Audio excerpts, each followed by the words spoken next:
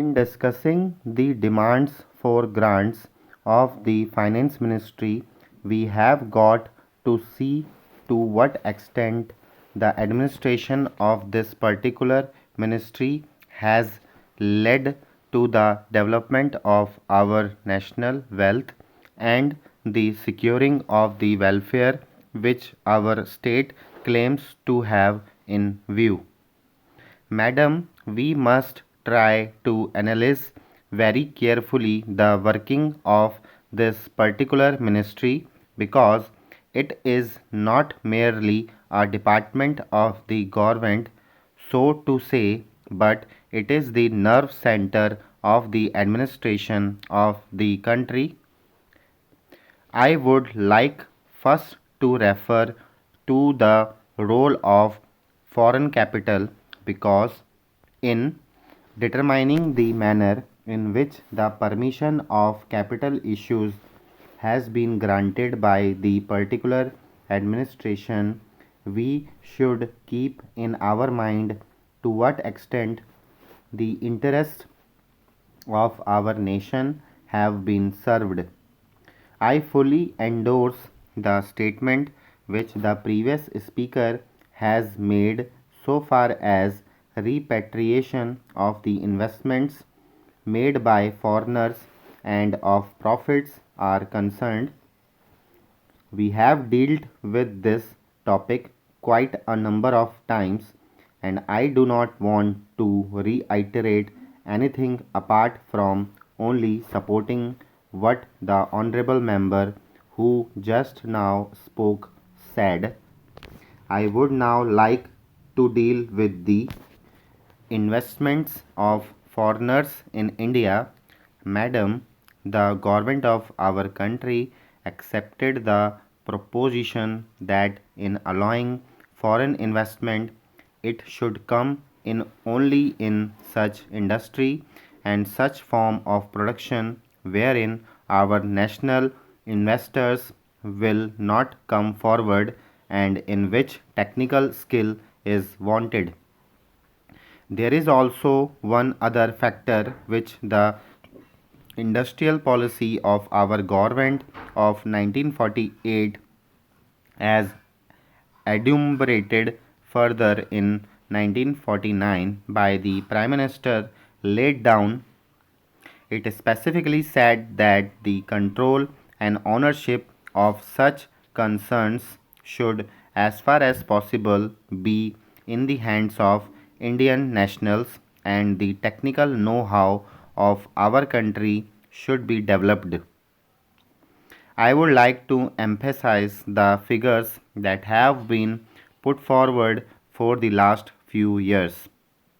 From 1947 till the end of 1952 or the early part of 1952, it has been reported that rupees 19 crores of foreign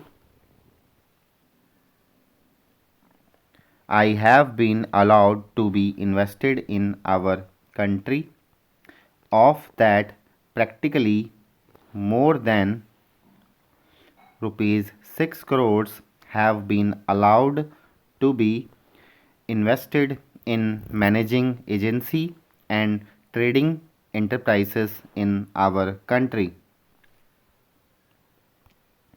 So far as the government policy is concerned, we find that a sum of rupees 4 crores has been allowed to be invested this year. We do not know how it is to be used up. We have been told that during the period of 1948 to 53, nearly rupees 35 lakhs have been allowed to be invested in textile machinery and generally in the textile industry. We have seen to what extent cotton and jute have been dominated by the national capital and to what extent they play the role as against the demand for them. We know further what the government is doing in regard to these industries and how the Indian counterpart in these industries are behaving. Then Why this further penetration of foreign capital? Even in regard to the expansion scheme, we find that paints, soaps, electric fans, and machine tools are some of the industries where the government is allowed foreign interest to establish or expand their factories. It will adversely compete with the production of the country when the indigenous producers do not find any market in this sphere. Therefore, we have got to see to what extent the capital issue has been regulated by this government and particularly by the finance department so that the national well being of the country would be guaranteed.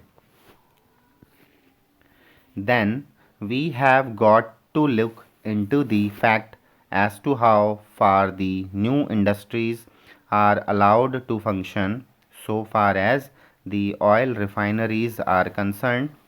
Some of them have been established and some more are going to be established very soon. In the control of the administration, the Indians have no share. There are only preference shareholders and they have no voice in the management.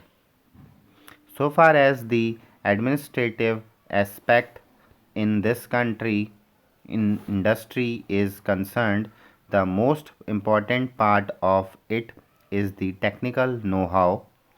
They do not guarantee that they will train the Indians. That means they say even after 20 years we will have to face the problem of the know how in respect of the oil refineries. I do not know why the government are showing softness to foreigners in this matter. Then we have another investment in collaboration with the Indian chemical industries for the manufacture of civil explosives. Here, as far as I have gathered, only 20% is going to be Indian capital. The majority of the shares will remain with the Indian chemical industries. Nobody else has been allowed to make any investment.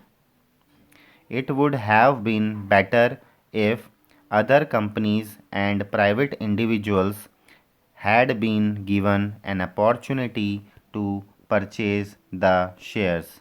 Stop.